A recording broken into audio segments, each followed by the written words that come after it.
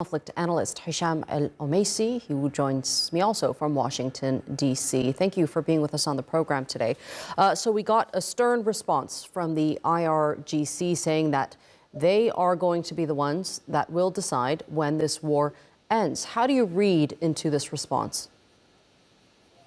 To be honest with you, they want to drag the U.S. into this, and they want to drag Israel as well, making them pay the price for them. I just wanted to roll back a little bit with Israel's declared objective with its Iranian nuclear weaponization, hence inflicts this maximal damage on Iran's nuclear facilities. They wanted to avoid Iran achieving this North Korea-like untouchable status.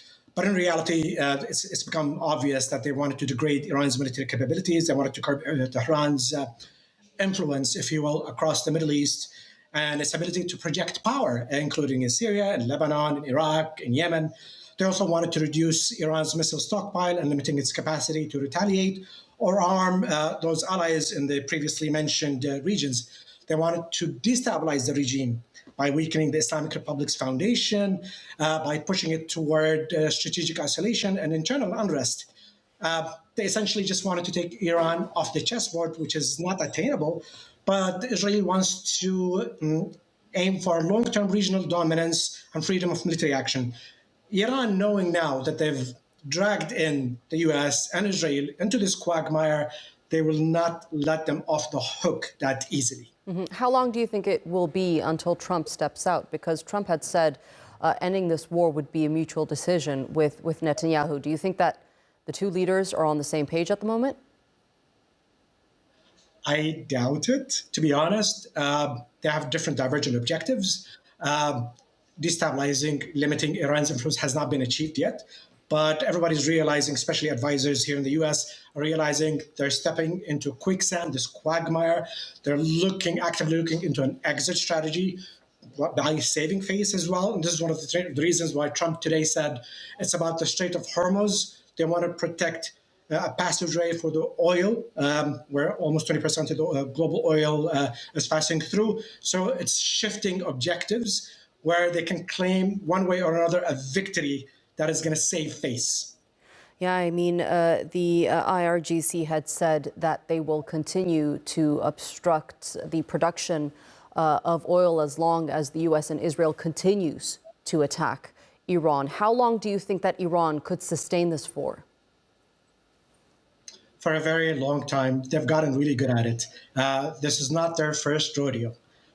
They've done it before in in Lebanon, in Syria, in Iraq, in Yemen, and they could drag this for a very long time. It's going to be very atrocious. The U.S. realizes it's going to be extremely costly, and this is why they're actively looking for an exit strategy. There's been a lot of background diplomacy taking place as well from the likes of Turkey, from the likes of Qatar as well, trying to bring an end to this war, with it having a massive strain, of course, on security and stability across the GCC.